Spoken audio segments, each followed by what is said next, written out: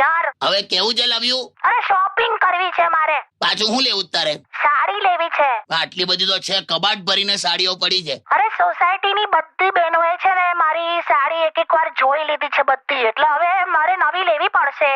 ના ના ના, આપણે એવું હશે સોસાયટી બદલી કાઢશું. છે ને. બોલ હવે કેવું છે લવ યુ? હાટ તારે હાટ મૂકી દે હાટ.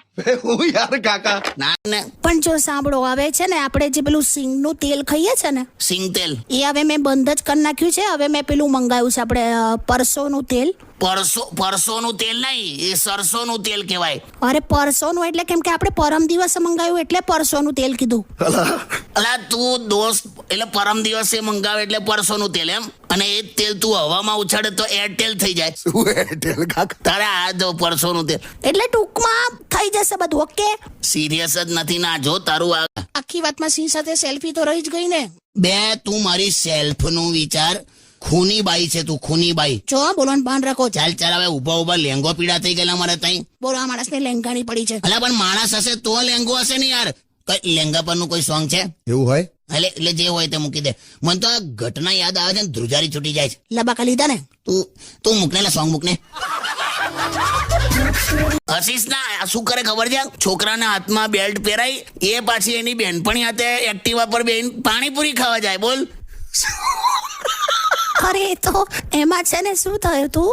હસીશ, પેલા તો હસવાનું બંધ કર. ઓકે, જો એમાં મને એકચ્યુઅલી ડોક્ટરે એવું કીધેલું કે મને છે ને ડિહાઇડ્રેશનનો પ્રોબ્લેમ છે, એટલે મારે પાણી વધારે પીવાનું એમ. તે પાણીપુરીનું પાણી કીધેલું? અરે કઈ નહીં, હવે જવા દો. સિરિયસ જ નથી ને. ઉભો રહો. હલો. હાલો ભૈલું. અરે કાકી, કેમ છો? ક્યાં છો? બસ જો, કેમ છે તું? પેલા છે. અરે એક મિનિટ લો. હું છે? બસ જો, ક્યાં છે તું? તમારા દિલમાં. અત્યારે ભીડ ભાડ વાળી જગ્યાએ જવાનું જ નહીં. બે કાકા. શું બોલ્યા તમે? એની આમ જ ફ્લો માં નીકળી ગયું. ના, ભીડભાડ વાળી જગ્યાએ જવાનું નહીં એટલે શું છે? તમારા હૃદયમાં બધી બહુ છોકરીઓ છે એમ ને? લા ના ભાઈ ના યાર. ના, મને ખબર છે તમારી બધી વસ્તુઓ. હું યાર તમે ભૂલશો ના કે તમે પરણેલા પુરુષ છો. કોઈ દિવસ ભૂલ્યો નથી. હું પરણેલો પુરુષ છું. બસ તો.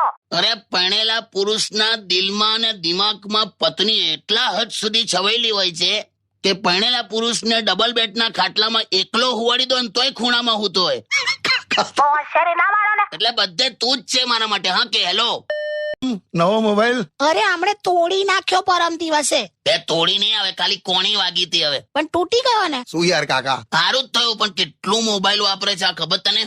અરે એ બધું છોડો, મને સાંભળો, મને પૈસા આપો. શેના માટે? અરે રિચાર્જ કરાવવું છે મારે. તે હું ઓનલાઈન કરાવી દઈશ.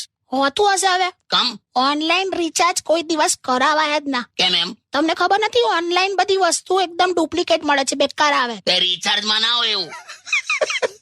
કરી જલા.